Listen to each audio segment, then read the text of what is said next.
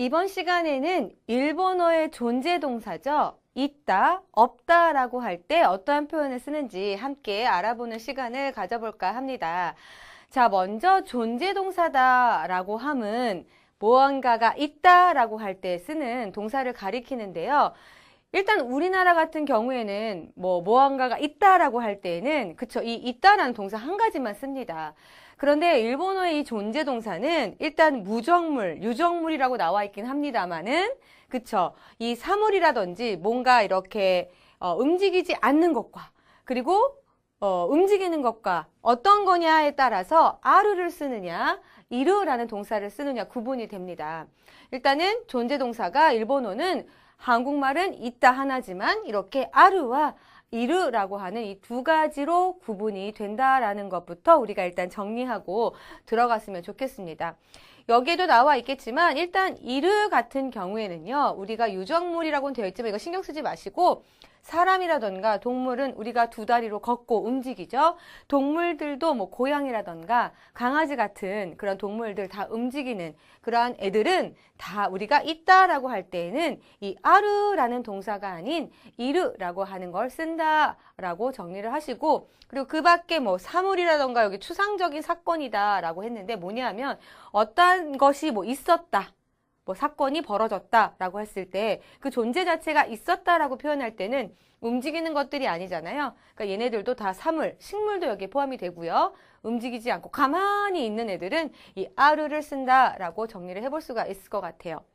자, 그러면 우리가 예문 통해서 한번 만나봤으면 좋겠는데요. 두 가지 예문이 나와 있습니다. 끝에 똑같이 한국어는 있다, 있다로 끝나지만 여기가 다르죠. 아르, 이르 두 가지가 나와 있습니다. 자, 그런데 주어를 한번 유심히 보면서 이 두 가지 문장의 차이점을 발견해 보시길 바래요. 자, 먼저 위의 문장은 신문가 아르라고 나와 있습니다.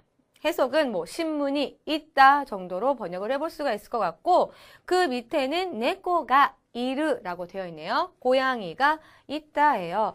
똑같이 그렇죠. 수로는 있다이지만 이 앞에 주어가 신문이냐 고양이냐에 따라서 뒤에 존재 동사의 종류가 달라졌습니다. 우리가 좀 전에 뭐라고 정리했죠? 그렇죠.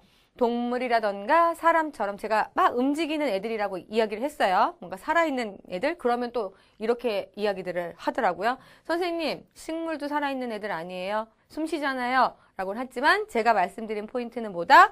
움직이느냐, 가만히 있느냐. 식물은 가만히 있어요, 여러분.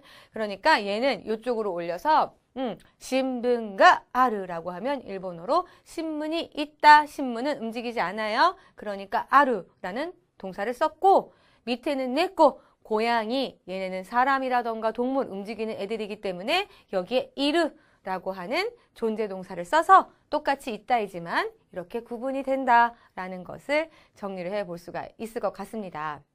자, 그러면 일단 아르와 이르라고 하는 존재 동사가 있는데 얘네들 조금 형태를 바꿔보고 싶죠. 뭐냐면 우리가 모든 말을 다 있다, 여기에 있다 이렇게 기계적으로 말하는 건 아니죠. 뭔가 씁니다 채로도 바꿔서 이야기를 할 수 있어야 되기 때문에 자, 정중체로 먼저 바꿔볼게요.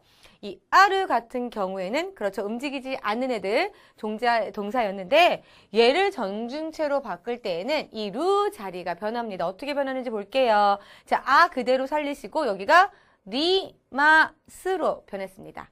읽어보면 아르 같은 경우에는 아리마스, 아리마스라고 합니다. 자, 이번에 이르 같은 경우에는요. 그쵸? 사람, 동물 이런 애들이었는데 얘 같은 경우는 루 자리가 이번에 어떻게 바뀌었을까요? 자, 이번에는 마스만 붙어서 이마스라고 하는 표현으로 바뀌었습니다. 아리마스와 이마스. 정중체로 바꾸고 싶을 때에는 아까 좀 전에 그쵸? 네코라든지 신붕이라는 주어들을 각각 썼었는데 그 아르와 이르라고 하는 자리에다가 얘네들 하나씩 넣으시면 자유롭게 우리가 이 정중체를 만들 수가 있고요. 자, 그럼 정중체도 만들 수 있기 때문에 우리가 내친 김에 부정 표현도 한번 만들어 볼게요. 자, 이번에는 아리마스의 부정 형태를 만드는 건데 왜 제가 이렇게 접근을 했냐 하면 아르의 부정 표현 정중체는 뭡니까? 라고 사실 이렇게 다이렉트로 가도 돼요. 그렇지만 우리가 이거를 정중체로 바꾼 다음에 이 아리마스 같은 경우에는 그쵸 우리가 조금 익히 알고 있는 좀 많이 들어본 표현일 거예요.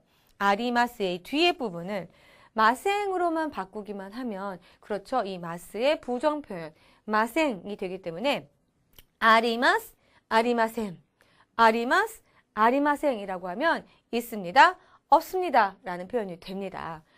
근데 이게 보세요. 아르에서 갑자기 아리마생은 안 나온다, 여러분. 그쵸? 왜냐하면 얘가 리마스가 은근히 잘 정중체 뭐였지? 라고 떠올리다가 우리가 데스도 있고 하다 보면 이게 조금 헷갈리실 수도 있는데 일단 아르는 아리마스로 바뀌는구나. 근데 부정 표현은 이 마스 이 자리에다가 그쵸? 부정 표현을 만들어야 되기 때문에 아리마생 이렇게 연결고리를 조금 가지고 처음에 접근을 하시다가 점점 익숙해지다 보면 이런 경계도 허무시고요. 없습니다는 뭐다? 아리마생. 그럼 있다는 뭐다? 아르. 이렇게 딱딱 나올 수 있도록 활용을 조금 많이 하면서 접근을 해봤으면 좋겠습니다.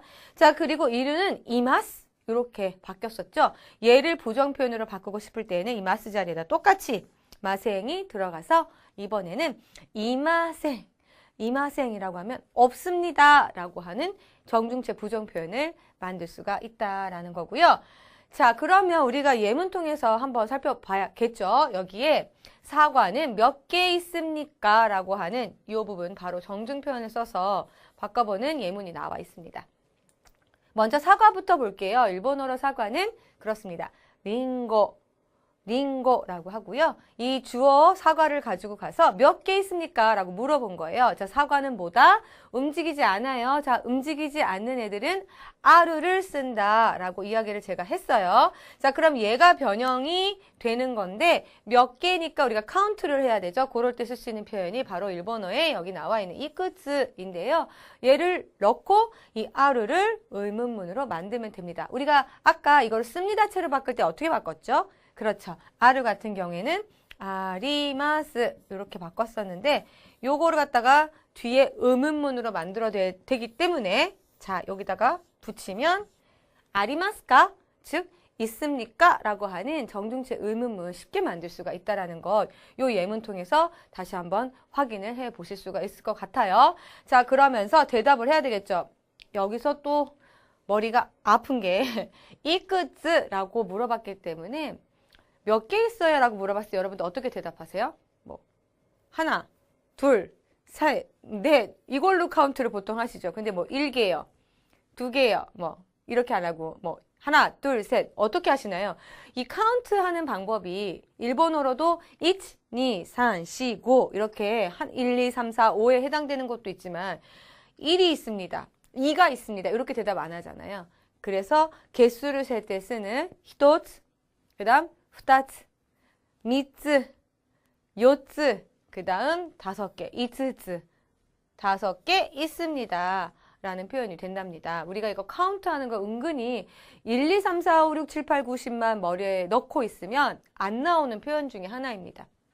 근데 일단 5개 우리가 개수를 셀 때는 1つ, 2つ, 3つ, 4つ, 5つ이렇게 쓰기 때문에 요거를 넣어서 자 똑같이 아리마스까?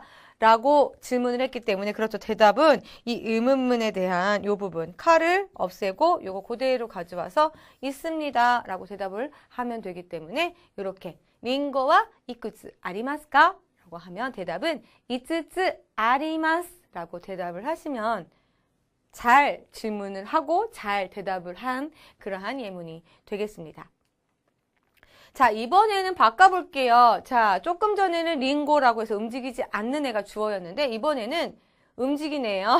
형제는 있습니까? 얘는 움직이죠. 사람이니까 당연하죠. 자, 이럴 때에는 뭘 쓴다? 그렇습니다. 이번에는 이르라는 거를 쓴다. 얘 어떻게 변형이 됐던 건지 다시 한번 기억을 떠올리시면서 있습니까? 부터 갈게요.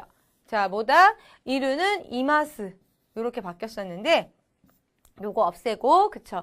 의문문을 바꿔야 되기 때문에 카를 붙여서 이마스까? 이마스까? 라고 하면 있습니까? 라는 표현이 됩니다. 근데 주어가 뭐다? 이번에는 형제. 형제는 살아있는 사람. 그러니까 교다이와 이마스까? 교다이와 이마스까? 라는 질문을 만들어낼 수가 있는 거고요. 자, 대답 그럼 해야죠. 네, 남동생이 있습니다. 라고 했네요. 먼저 남동생부터 오또오또 라고 합니다. 여동생은요. 이모또가 되겠고, 그쵸?